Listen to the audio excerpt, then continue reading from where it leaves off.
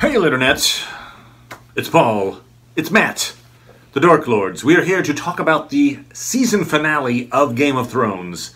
Season 7, Episode 7, The Dragon and the Wolf.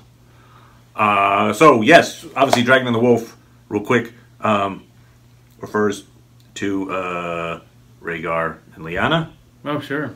It also refers to basically Jon, since he's a combination of the two. Oh, yeah, sure. And before Jon, since Jon doesn't know his parentage, it also refers to Jon and Dany, one would think, in some ways. All right, anyway, what overall thoughts, sir? I liked it. Liked the episode quite a lot. Yeah, the things that I, wanted to have happen happened. So, Such as?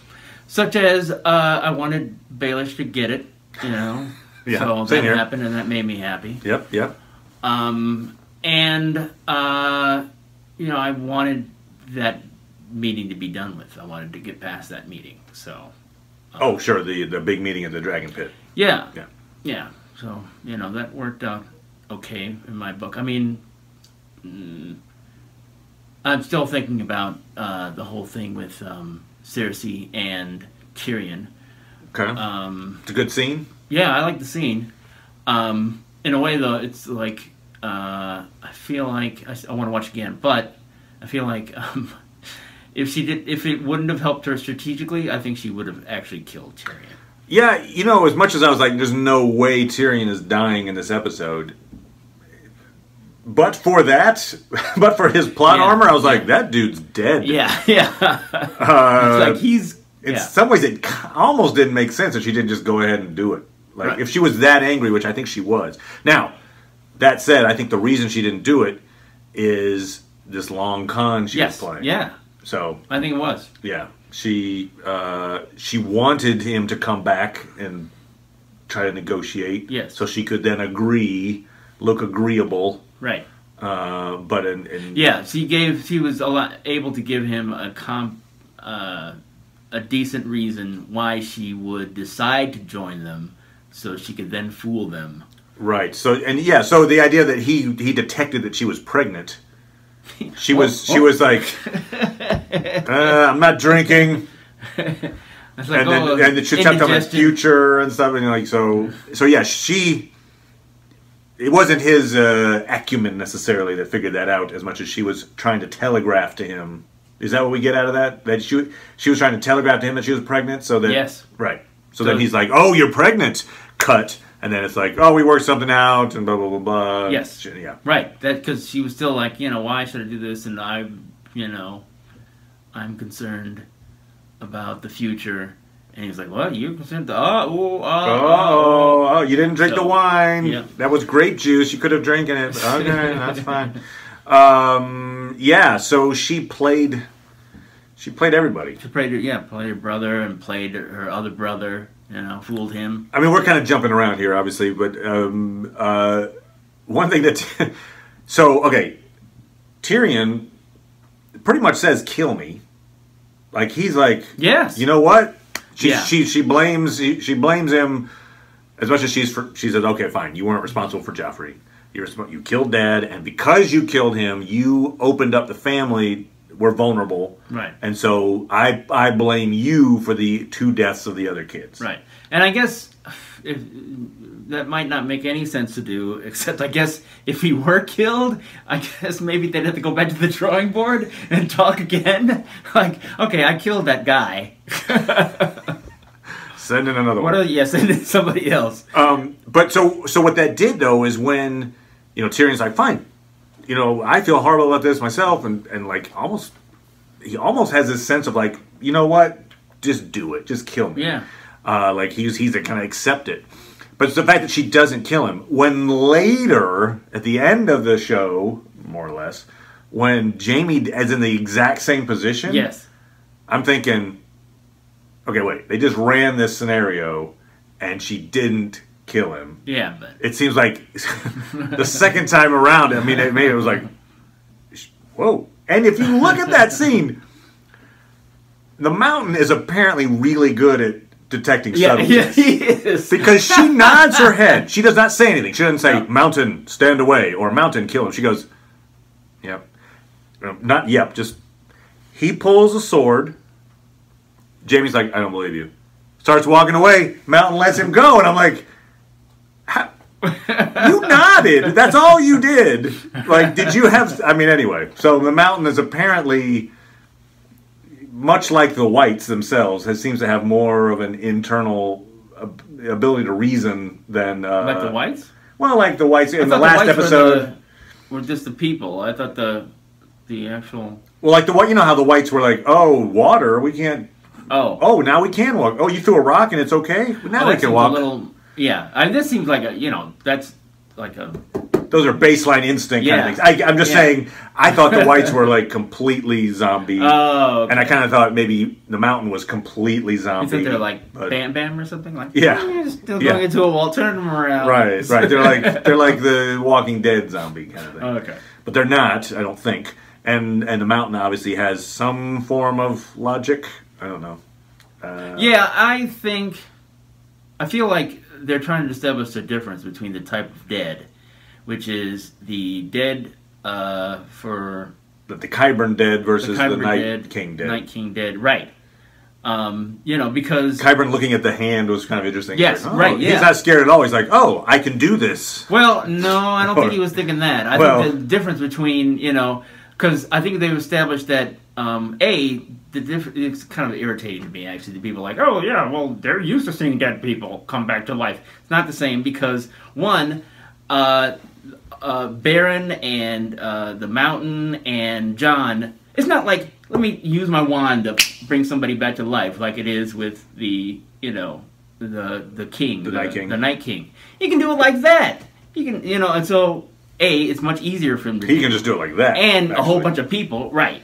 And two, you basically, when you bring these back to life, you can kill them again the way you could kill anybody. They're not any more stronger, any more resistant to being killed than before. We assume the Mountain can be killed normally. Right. He's just hard to kill in the first place. Yeah. He was hard to kill before he died. So it's just, So, that said, it would be interesting if it meant that Undead Mountain was susceptible, say, to Night King control. It would be like if suddenly the Mountain just starts just hacking all the people around him, and they're like, "Oh God!" Right. But also, you cut these guys, and the parts of them still don't move and try to kill you. So yes, it's completely much worse. Different, much worse. I mean, maybe they're like it's so easy to do, and they don't have much of a brain, but then you're just controlling them. So yeah, you don't care about your own life even less than before. Yeah. Yeah, so she does let both of her brothers live. Yes. She does not mountain them. Yes. And we also, as well as we're talking about the Mountain, the other relevant Mountain moment was the Hound basically sets up Clegane Bowl. Yes. Like, you know how you're going to die. Yeah. I'll be back, basically. Yeah. And so that's a season 8 thing.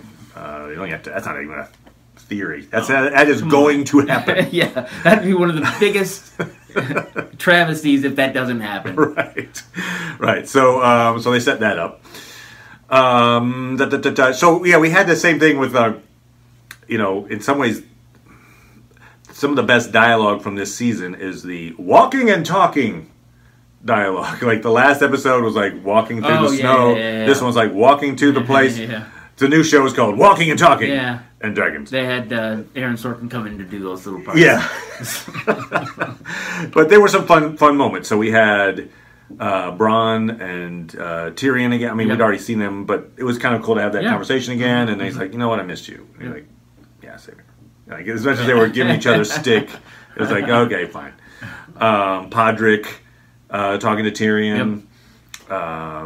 Nice little homecoming moment there. Sure. We see that both sides have people that are friends and foes. Yes. It's not as simple as I hate everyone on your side. You hate everyone on my side. Brienne to talk to Jaime to say, hey, talk to that sister. Yeah, that was a nice one. F the oaths.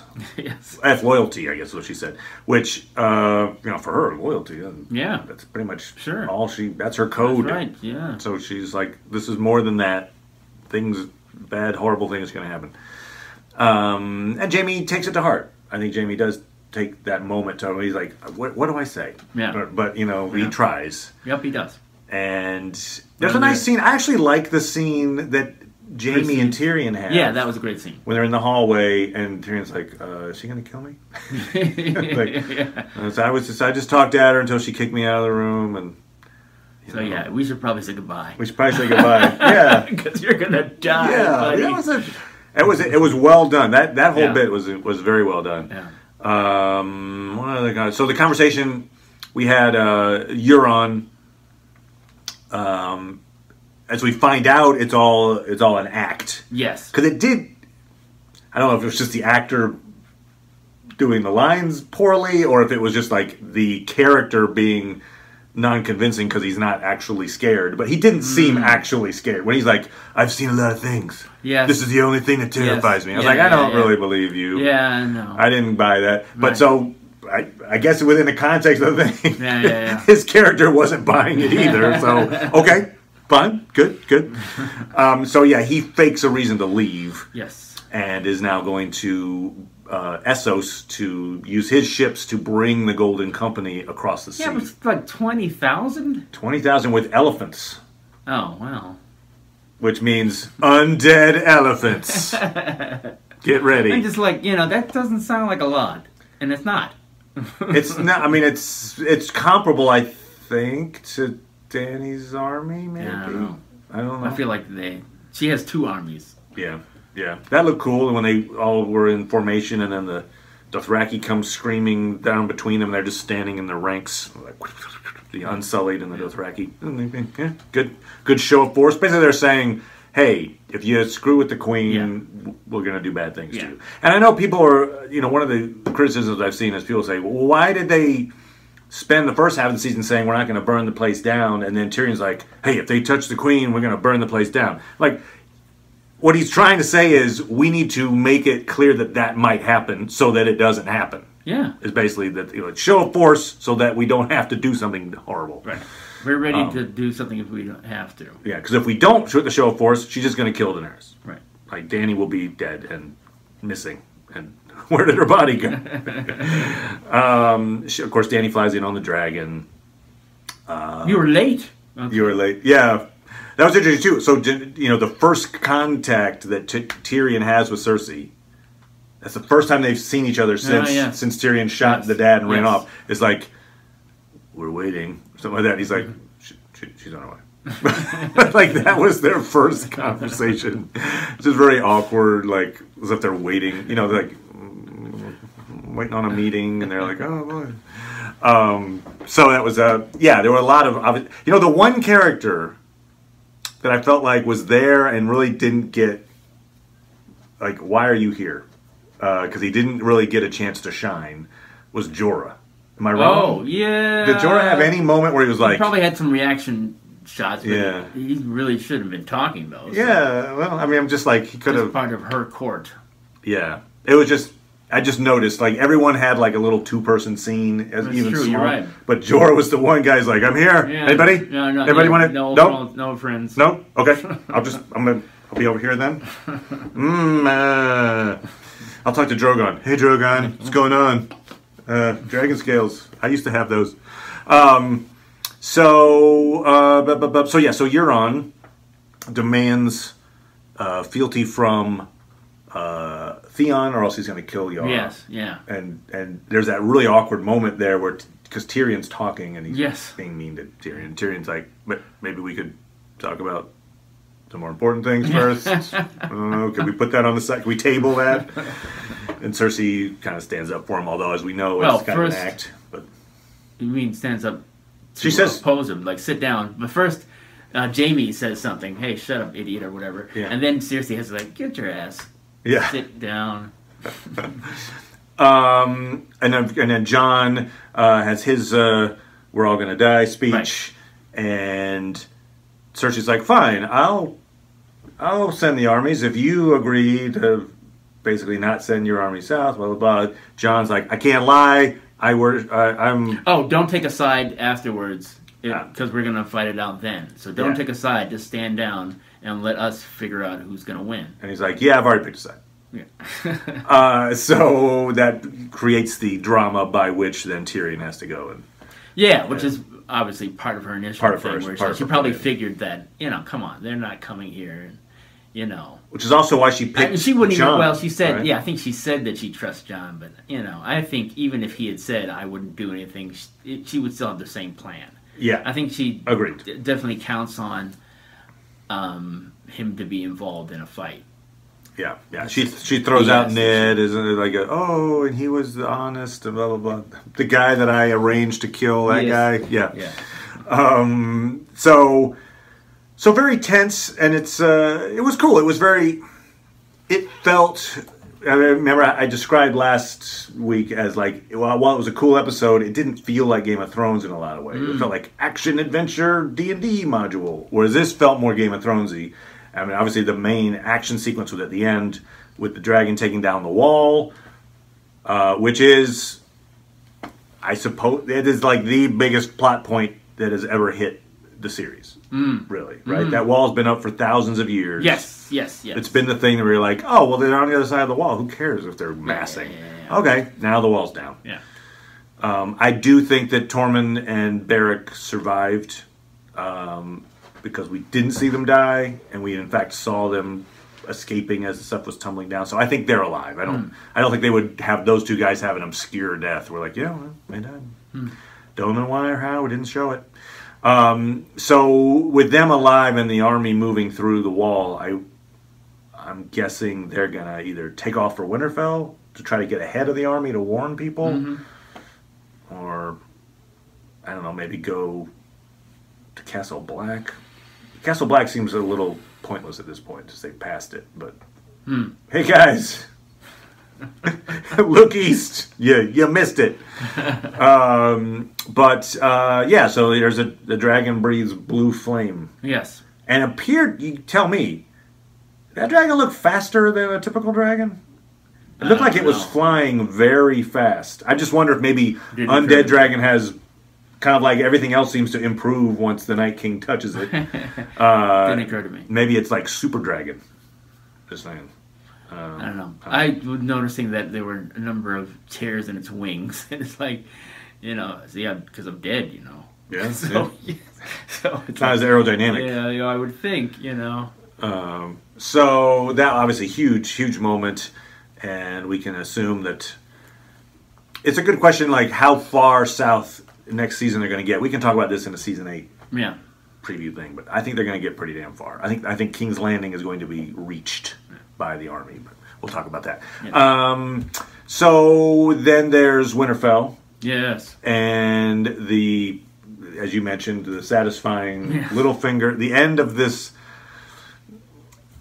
almost like a faux problem. Like, because I feel like for a long part of this time, I don't know when it happened because we didn't see it, but Arya and Sansa got together. Yes. We're like, it's Littlefinger's a problem, right? Right. Yeah, he's a problem. Okay. And then they just kind of went along until they killed the guy. So, like, it's just because the show didn't show us that scene, it seemed like, oh my God, they're going to kill each other. It's going to be horrible. When actually, there really wasn't any. I don't know at what point they stopped. That'd be a good question. I mean, I think a lot of people are frustrated because they didn't do that. Yeah. That they, you know, so since we didn't actually see the conversation that occurred, you know, it's and possible. Dan and Dave mentioned as much in that little 5-minute post-show thing they do. They were like, "Oh yeah, and we were just building the tension on this." Right. Right. Yes. I mean, yeah. You know, you could have just said like, it made it clear that. You know, oh yes, we're just acting like this, and make sure that you know. I mean, when Sansa was crying, and Arya was, I think they were probably at odds at that moment. Probably, yeah. But all the scenes that this week, I think were. You think all of them? I think the scene where Littlefinger's talking to Sansa about, hey, what's the worst case scenario? Right. I think Sansa was like, yeah, I'm not buying this. I think she just followed it through to like make him think. Oh, yeah, you're right. I am worried. I have a feeling she wasn't worried at that moment. She probably wasn't worried. I agree with that. Or maybe she was. I feel like it's possible that she needed him. She needed to figure out exactly why he was doing it. So once he was like, oh, here's the little trick I like to do. Right. And it's like, oh, so, you know, it's like, okay, this is, you know, 'cause before that, he's like, oh well, she would never hurt you. She would, what? You know. So, but it wasn't until have you deliberately plot, and he didn't disagree, and it's like, okay, that's what you wanted all along. So I think it's possible that either she went to her brother, because that's when he started to give useful information. Finally, she went to the wiki page. Which, interesting, side note, we know a little bit more now about Bran's powers, in that there is a severe limitation on them, which is he claims to know everything, but you have to point him in the right direction. So it's not like he knows everything at every moment. He has to be like, hey, what about that time when our dad was taken prisoner in King's Landing? Oh, let me check it out. Well, oh yeah, you're right. They had a knife to his neck. I mean, I think there will probably try maybe some other tricks to keep this particular plot device from destroying the whole show. Yeah, I know, it's true. Like, you know, somebody who knows everything that's happening at all the times. It's like, you know, why did that happen? Didn't Bran see it? One of the funny moments, I think I actually laughed in the moment, was Sam shows up in Bran's room and they have a conversation. Everything. Yeah, he says, "I see everything. Why are you here?" Yeah. Like, what? You know? I see all the important things. Yeah. I don't know why things happen. I just know they happen. And then immediately within like a minute, he's again shown like, oh yeah, John was a bastard, but he wasn't the bastard we think he is. Sam's like, no, actually he's not a bastard. I saw this stuff. Couldn't you look at that? Like, oh, I was wrong again.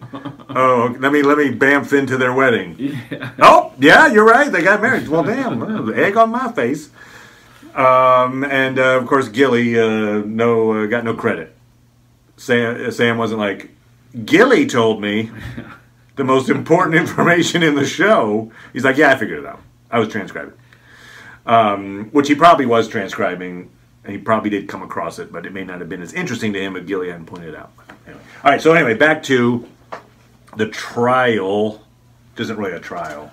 Right. Right, it's like an execution. Well, if you don't know that they had a child that survived. Oh, no, I'm talking about the trial. Sorry. No, I know. I'm just thinking about if you didn't know that they had a child that survived, then why would you even care about, you know, oh, they had annulled the marriage, but then she died anyway, giving birth to a child, and then he died. Right, you're talking about from Sam's perspective? Yeah. Yeah, I agree. I'm just saying. Right. Gilly got no credit. Yes. Just saying. Yeah. But, yeah, we just learned that Bran is not as all-seeing as he claims to be. Because he had multiple moments where he's like, what? Yeah. Oh, well, okay, well, great. Good to know. Let's get with it, Bran. Let's do this. Well, come on. You know, it's Update like, the wiki page. Either somebody could ask him, or in the course of, like, oh, you're talking about something? Oh. Yeah. So, exactly. I mean, hopefully it's not like, you know, early Google where it's like, oh, put the question in the form of a... He finds like 5 different pages that are not related to the thing he's related to. I think it's almost like Neo in Matrix, where he's like, now I know Kung Fu. It's like could be. Downloads info. Could be. So they kill off Littlefinger. Arya does it. I thought it was interesting that, you know, so at the end you see Sansa and Arya on the parapets, the battlements, Yes. looking out together. And they're talking. Oh, all right. While we have an appearance from noted Game of Thronesian Yes. Amber. We don't have a chair for her at the moment. I'll get one. All right. Gonna get a chair. I was just pointing out that at the end, where Sansa and Arya are looking out at the battlements. Hi, Amber. Hi. It's Amber, everybody. Hi, everybody. And for one thing, they don't like look at each other. They're looking out, so they're still a little standoffish. But you know, Arya gives Sansa credit for killing off Littlefinger, and Sansa's like, "Well, I didn't do it. You did it." And Arya says, "Well, you passed the sentence." And it just made me think of the first line from the first episode of season 1, which is, you know, their dad saying, you know, "He who passes a sentence must swing the sword." Must carry it so it's out. kind of interesting that they didn't in that case. True. And but that's okay because they're family. And in some, see, I don't have Paul in here anymore. Paul, Get in there. Hello. There we go. All right, we'll give you an angle. There we go. That works. Good job. All right, awesome. All right, we got Amber in here. So we've already covered a few things. Okay. Let's see, we're 25 minutes in, but that's okay. That's all right. So yeah, we covered the thing. Oh, well, so we'll wrap up the Theon bow real fast. So Theon has I think a nice chat with Jon. Yes. It was actually a pretty moving moment when John's Yes. like, "You're not only a Greyjoy, you're a Stark." And I was like, "What? He called him a Stark? Like after all the crap Right. he's done? Like Right. that was basically a forgiveness moment." Well, I think, the thing he said before was like, I didn't kill you because you obviously helped Sansa. Mm-hmm. And there was kind of almost no reason for him to help Sansa, and yet he did it. You could argue that you could really see who he was when he helped Sansa. Right.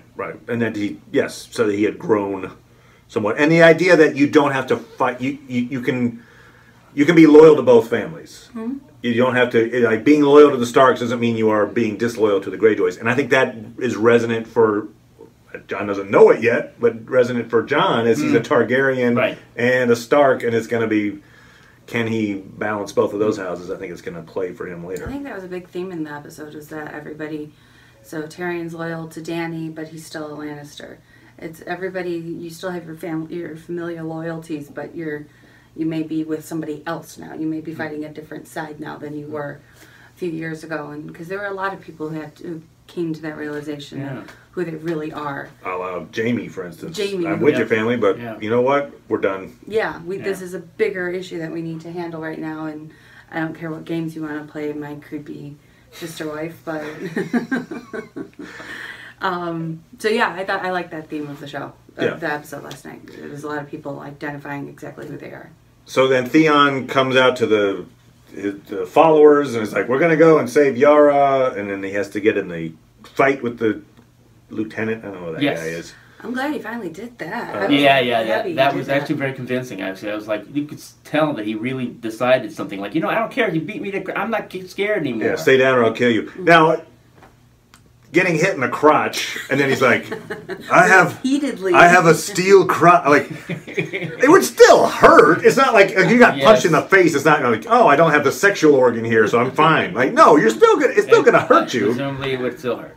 It was a weird turning point. I'll just say that. Like, they use that as the turning point where he's like, ha ha ha, I have an advantage. a benefit to what happened to me. I don't, but yes, that said, it was still, inspirational that he's gonna go, and he's like, don't do it for me. Did he beat We're doing him this to for death? Yara.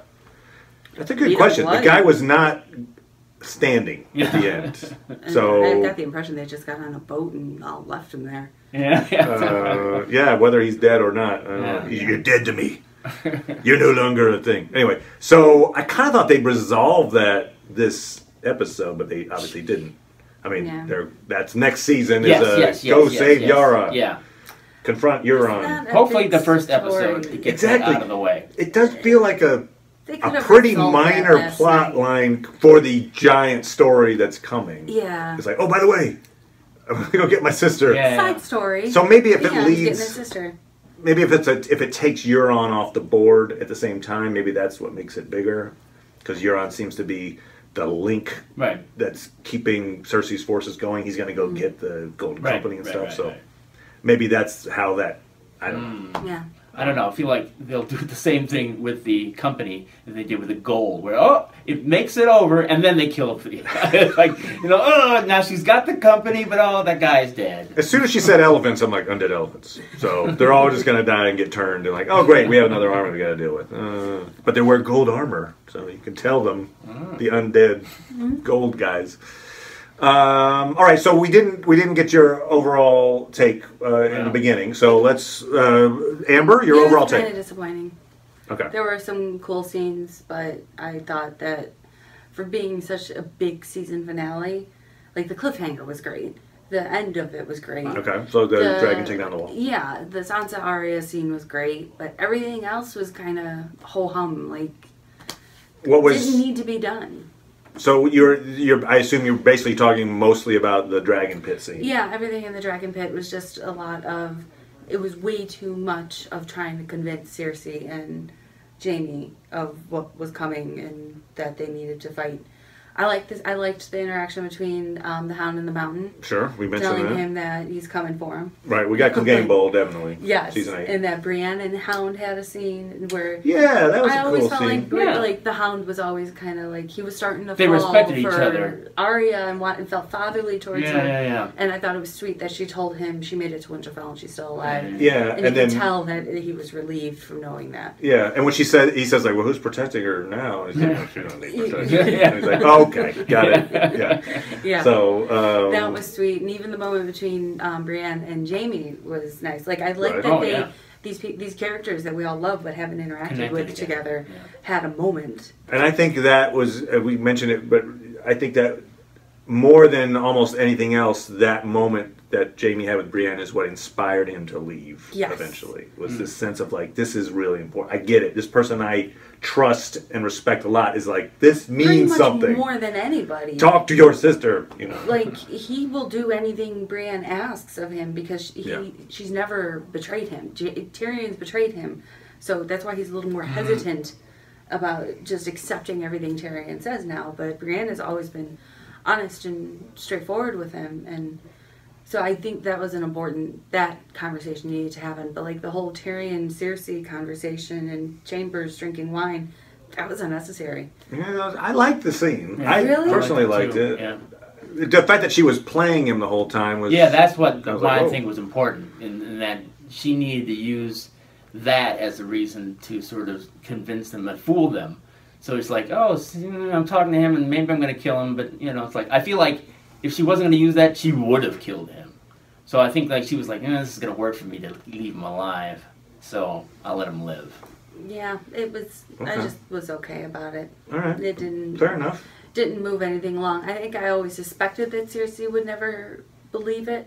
I just didn't know how she would go about it, like tricking them and saying she would go and support them and then not show up. Instead of Raven being like, haha, suckers. And All right, so we might as well talk about it then. And you said you wanted to leave us to the end. No, because there's No? one other thing. Okay. And it's actually perfect that she came in because we didn't really talk about Okay, let's do it. the incest. Great, you just tagged the video. Incest. Now we got Incest. the limited ads again. Hashtag incest. Okay. Yeah. So it's a weird montage Yes. where you are learning, and we've been waiting to see the marriage, the flashback, and so Yes. we see this Rhaegar and Lyanna getting married, Yes. and then at the same time we're watching Yes. the aunt and nephew having Yes. sex. Yes. And even, Tyrion is disturbed by it, which Yes. is odd too. I mean, he's standing outside the door kind of Yes. creepily.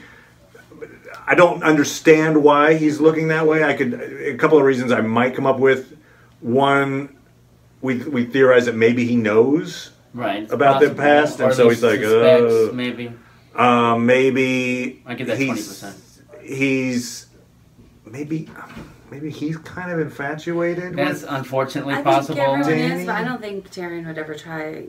I don't think he wants her intimately. I think it's Right. more Yeah. about just keeping her focused. He admires her and thinks she's a great leader, and he wants Yeah. that to succeed, which is possible. Like he doesn't think it's a good idea for it to happen, because politically it might be bad. I think is a reason maybe why. He's Yeah, there's like some kind of he sees an angle that's bad somehow. Yeah. Like, And then oh, they had that conversation in last week's episode in the beginning where he was fantasizing about her death and Yeah. she was getting upset It's about it. excessive. And I don't recall him ever saying anything about, well, how do you know you can't have children? Yeah, Like everybody else has asked her that, Yeah. but he's never really been concerned or like, he just takes it. well, beyond maybe we faith. need to find you somebody. Like, I get the Yeah. feeling like he wants her to take this back on her own and not with the like you're going to help get of married, her in other nephew words. lover. Yeah. Because you see a marriage is looking imminent, although that little thing again at the end of the episode with Dan and Dave talking, they made it pretty clear that this is a bad thing. That, in other words, like, oh, this could have been the perfect match in a fairy tale. This Yes, would be yes, like they yes. get together. But this information that we're showing you in this montage means that both politically and emotionally, it will put these two at odds. So it's not going to be well, you're my aunt, but you're pretty hot. And we've already done it, so what the hell? I don't think that's Harm. they're not gonna go that way, that route. So it will have repercussions. I don't have a problem with it because I think it's a part of showing them as tragic. So it's like, wow, this is a bad. Don't do the. Oh, they're doing it. So I think it actually makes me even think stronger that it's Sansa is going to be out at the end of it. That she's going to win the game. Yeah. Oh, that she's going to win it. I don't know about. I think she'll be in Winterfell. And I think she's. Yeah, that's doing what her thing. Makes me think that because I think it's like Dany's. This is going to be a big problem for Dany. Somehow she'll sacrifice herself for Jon, and they'll. It's like this is wrong, and they'll suffer for that, and ultimately die. We could talk. We'll do season 8 theories. I don't think that because I think Jaime and Cersei's weird relationship. It isn't. She's never really been punished for. I think she will. The relationship. I think that ultimately that's what's going to happen. But I think it's a weird. I don't see Jon fighting Dany for control of the throne, even though he's the rightful heir. I agree that Jon won't fight. Jon won't fight. I think I think that's his decision to do this is going to be a bad one. That he'll suffer for that. I think his decision is what's going to be enforcing Sansa's place at Winterfell as the Lady of Winterfell, and that's going to give her the power of Winterfell. Jon's going to be off in King's Landing or north of the Wall or wherever he goes. Ultimately, I see him as like the north of the Wall might be the safest place to be now. Because they're all coming south. Hey guys, why don't we just switch places? There's a lot of space up there. A few hundred people. They can. It's equally cold here. What the hell? There's a lot of empty. Yeah. Just patch the hole in the wall. We're good. Yeah. On the other side. So I see it. I don't see Jon. Hopefully, they don't write him as a possible contender for the throne. Oh yeah, I don't think at all. Because I think it's just going to be Sansa takes Winterfell. It's down to Dany and Cersei. And we also, interestingly, we assume that she's pregnant, that Dany's pregnant. I don't know for a fact. People sometimes do have sex without getting pregnant. Sometimes, yeah, that does happen. It does happen. But I have a feeling, scientifically speaking, they're going to have sex one time, then they're going to get to Winterfell. Be pregnant with triplets. They're gonna learn about this, like, oh, you're my aunt, ew. Yeah. She's going to be pregnant, and then you're going to have a pregnant Cersei and a pregnant Dany. It's kind of like the two pregnant queens. And like, which line of succession will continue? Yeah. It's kind of the idea, I think, maybe. I see that. I just saw think that it's one. long reach, I think. Let's see. Okay. Did you bring up my point about the fact that if that chain had just been a foot longer on that White Walker? I didn't bring that up. If the chain had been a foot longer, this would be the end of it. Or if he pushed the box over closer. Just push the box a little. Like if I was the Hound, I would have kicked it a little further. It is a funny scene. Quick end. I love that scene in the way of, and I knew that the White was still alive, but there was that moment of like, wouldn't it be hilarious if it died? If it died on the way, and he's like, oh, never mind, it's a corpse. Meeting adjourned. But yeah, and it races out, and then... Okay, so I think I'm now current to where you guys were. Sansa and Arya tricking Littlefinger. Did you already discuss that? Yeah, we did. That was great. Sansa's been redeemed in my eyes a bit. All right, good. I'm not as against her as I have been. Okay. Yeah, because if she was seriously stupid enough to be tricked by Littlefinger yet again, right? Oh yeah, she kind of deserves anything that happens to her at that point. Not like a physical harm kind of way, but but whenever bad happens, it's like, come on, you sucker. Right. Interestingly, when we were talking about what seemed to be inevitable, that Littlefinger would die, we brought up the idea that maybe Arya would try to use Littlefinger's face, but we said, take a look and see if Littlefinger's killed in public or not. Mm-hmm. He was killed in public. Yeah, he was. Now, not to say that they don't have Twitter, so I guess you could be somewhere else and still using his face. But will Arya use Littlefinger's face at some point? There was nobody coming to his defense. No, and I could see them all being okay like, with hush. Arya wearing his face or something. And so Arya goes back and talks to little John Aaron or something. Yeah. It's like, here, why don't you sign this document giving everything over to me? Yeah. Great! I'll just leave with the army now. I mean, in a world where you can wear a face and grow 2 feet and change your voice completely, I could see them being like, well, now that we have somebody on our team who has that skill, maybe we should use it. That skill's gotta be used, right? I mean, you can keep it secret. She's officially no longer a man without a face, or no one, or whatever they're called. I just think that they should take advantage. I agree. So I think that actor will still get work. Aiden, what's his name? That'd be nice. But then, and at least the audience will know, like, oh. That's Arya. That's Arya. Look at that's our Arya. I did like just back to real quick the Danny thinking she can't have kids moment. The line was pretty funny when she's like, yes. well, how do you know you're not pregnant? Oh, just the woman who killed my husband and baby told me. Okay, I mean, you think that maybe that's maybe not the best source of information. I mean, which is true. It's like she was just told, and she's like, "Yep, I believe it. Yes. Yep, it feels right somehow." So anyway, Yeah, no, that was funny, and but again, that was part of the reason why I didn't like the episode because it was too many one-liners to try to close a gap and move it too quickly. Sure. For unnecessary storylines. Like, maybe that woman was wrong. Maybe I should have sex with a man. Maybe I should have sex with this man who's right here. Oh. And it was, I mean, whatever. A sex scene is a sex scene. It was an odd time. Like, hey, we just found out the world's in crisis and we're going to go to this meeting. But let's go cuddle. We're on a boat. I don't know. I guess. I mean, it's just that whole, like, the world's going to end. One more night. Yeah. Give me just one more night. I kept singing Afternoon Delight. Okay.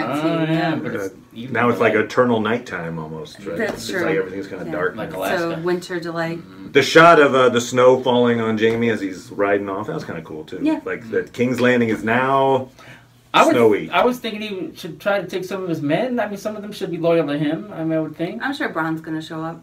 Yeah. That's true, but whatever. In story terms, maybe if he starts talking to people, maybe he doesn't, maybe somebody gets back to Cersei that he is leaving. I don't know that Cersei necessarily knew he was riding out. Okay. I don't know. Like, he left the room, but he wasn't like, and I'll never see you again. I mean, well, yeah. But so he's just going away, though. I mean, what are you going to do? What do we feel like I assume he's joining the fight in Winterfell. Right? Yeah, he's probably going to go and try to collect some people along the way. And actually, I thought about it. Bronn and Podrick left the dragon pit and weren't present for the whole presentation. I could figure out why they had to leave and why that was because they were like underlings, I guess.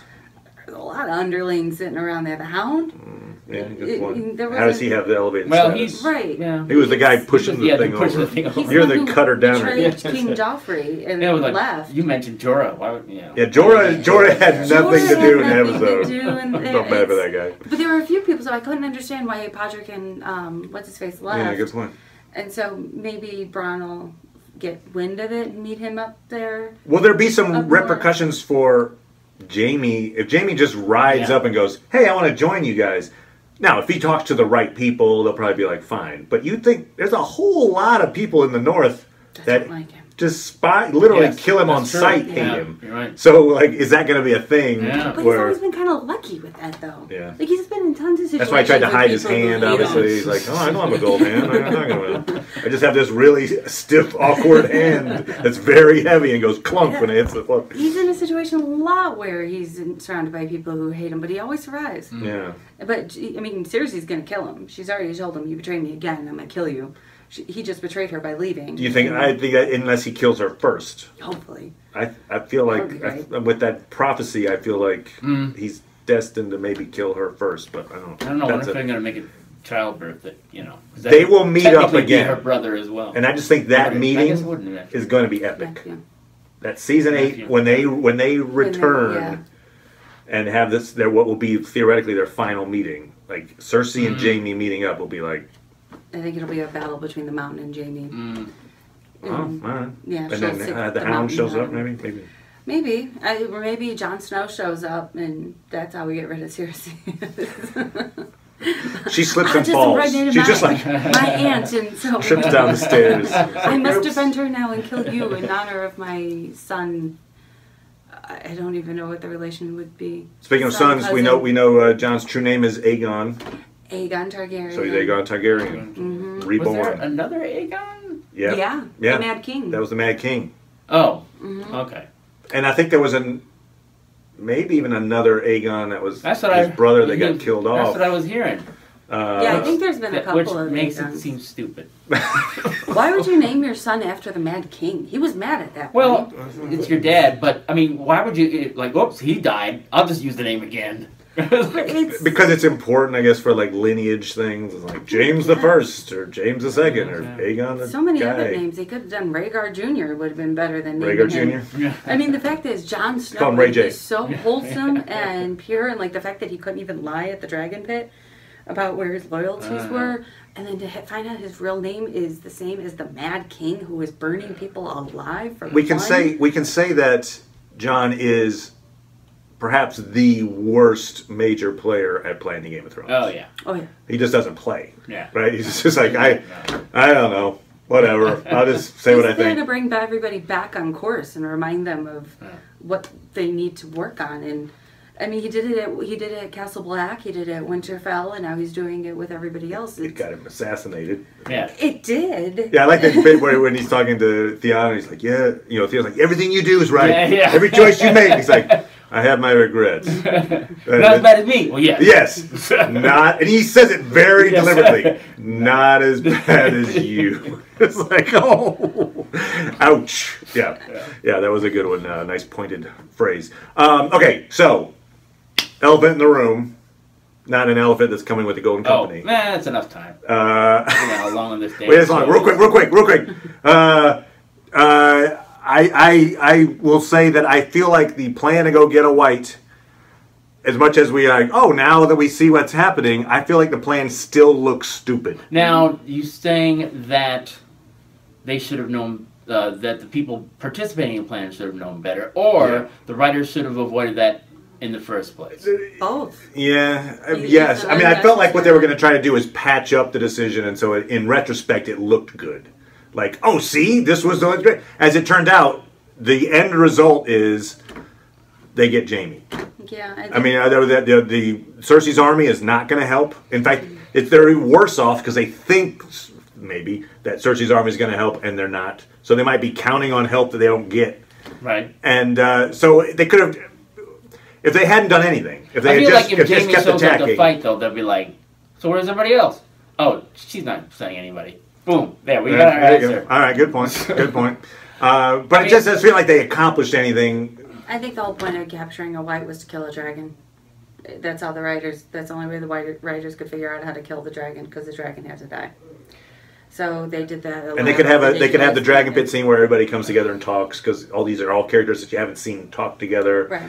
One thing I'd heard that I've read it, and the person that I heard from somebody, like, apparently in the books, like, Jon has got a bunch of, like, corpses in a cell someplace that maybe are supposed to turn into whites or something.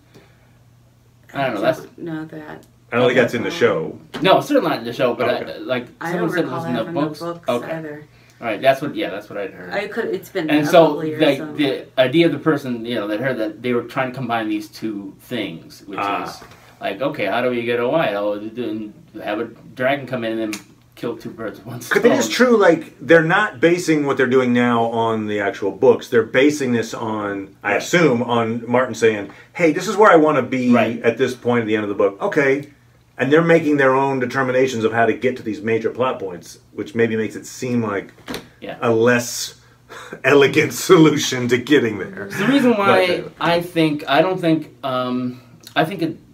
it was certain that Cersei was not going to go for it, but I don't think it makes it a bad thing to do, because I think in a way, even though the head of the nation says, I'm not going to do this, now she gets credit for, like, we're trying to convince you guys to join us. She being Dany. Yes, Dany gets credit for saying, I tried to convince your kingdom to join us to make this fight. Now I don't care about trying to destroy you. I care about stopping this thing from happening. And so I think it was worth doing, especially since y'all lost a bunch of red shirts. And the person who you didn't like, at least Jon didn't like, because it could potentially bring him back to life. It did result in the wall coming down. We'll just say that. They would be probably safely behind the wall, but for this attempt to get the white, which then led to the dragon dying, which led to the dragon turning, which led to the dragon taking the wall down. Right. I'm fine with them making bad decisions like that because they're desperate and losing something that's really important and will make the battle even worse. I'm fine with that. That's for story purposes. It does make sense for that reason. It just, I like them making decisions that I feel are smart in the moment. And I feel like they're desperate and they wanting to go there and be like, hey, you should join us. we're giving you a chance, and we've done our best to convince you, even if you're going to say no. That's how I feel. Here's your dagger in the back. Yes, Okay, right. yeah. Yeah, sucker. All right. I'm on team stupid plan. Yeah. But good. You're right. I mean, I'm team desperate plan. Team desperate plan. All it would have taken is one of them to get on the other side of the wall to then take down the dragon with his magical icicle. They made it to the wall not too long after everybody else returned from fighting north of the wall or east of the wall, whichever direction they're in. And I don't know. I'm not on team stupid plan. Okay. All right. I think it was unnecessary, and there are a lot of there were too many people that died, and I don't understand the purpose of them dying to advance the storyline. One guy who did not die that I assumed was going to die, and what the hell is the plan for that guy, is Barrick. I don't know, like, he was like, had a purpose, like, oh, the Lord of Light isn't done with me. He's got a plan. I was like, oh, that plan is when you go north of the wall, you're going to save John or something. Nope. Like, he's still around. I'm like, what is it? So what is Barrick's final time? We'll talk about it. We'll do a season 8 predictions. One of those predictions will be what the hell happens to Barrick, because he's got to have. He can't just now get. Oh, I have dysentery and I died. Wall there? He was on the wall. Yeah, and presumably he escaped. I think he escaped. Right. Yeah. This is my purpose. Ah, the Bill made it to meeting the other of side Leslie. before it came crashing down, I Yeah. believe. That's what I tell myself. Like he's Because like, move, running downstairs. something happened to Well, I think Brienne's you went husband, I'll be that really way, right? sad. Yeah. So I don't know. Anyways, Barrick is destined for something even greater than the incident, the inciting incident of catching the wife. He might be a good uniting force for all of those who oppose any ruler of the options. And he might be, because he traveled the countryside basically collecting people who weren't fighting for anybody's army but for themselves. They're like the Robin Hood of... Yeah. Maybe he in teaches Merry people Men the of- whoosh, Yeah. like your sword So trick. maybe because he's seen it, maybe that's his purpose, is to bring in other people. Because there are people who are not a part of anybody's army, still living in... I just feel like because he's Kingdoms. come back to life so many times, and now of course the guy who was bringing him back to life is gone. I feel like his purpose will be to die for some reason. Yes. Yeah, it could be a sacrificial Yeah. death. Nothing that's happened yet. But nothing has happened yet. And do we know if John can have children, by the way? He's died and come back. They're gonna have kids or a kid. There's a kid. Now, will the season 8 go 9 months and she actually gives birth to a kid? I kind of don't think so. I think this is all happening in weeks. Yeah, me too. So my guess is she'll just be pregnant. Yeah. But I don't know. The time does move weird. Yeah, I'm sorry Yeah. to bring up the pregnancy thing again. I just was wondering, Okay. it popped into my head. Can you procreate once you Once die you're an and then undead you're thing. brought back by the I think Lord of technically Light? I would say no, but Scientifically speaking, right? I would I think say- story wise, I would Yes. say story-wise, yes. I feel like Barrick, when he gets brought back, you would never know that he was ever dead. And the same with John. You look at him, you're like, you were dead? Except, well, this big... he has gashes. gashes. But people have That's because- gashes without that's dying because, too. Right, that's because the people stabbed This looks like an him. So it appendix wasn't- scar or something. Yeah. Yeah. So, if you're magic, like, Don't okay, touch the face! I Don't touch can, the face! I can replenish everything else except down there. Yeah, good. Well said. Well said. All right. So we've talked a lot, but we will be back to do season 8 Did you predictions. discuss the dragon bringing down the wall and how cool that was? We did. Yeah, we Yeah, did. it was And cool. it was cool. There's my Very opinion. cool. That was cool. I like I that think you stopped scene. off saying that you like that. Yeah. 'Cause the end of the show was like, wow. Yeah, the big blam, boom. Does the And dragon? then- Does he just?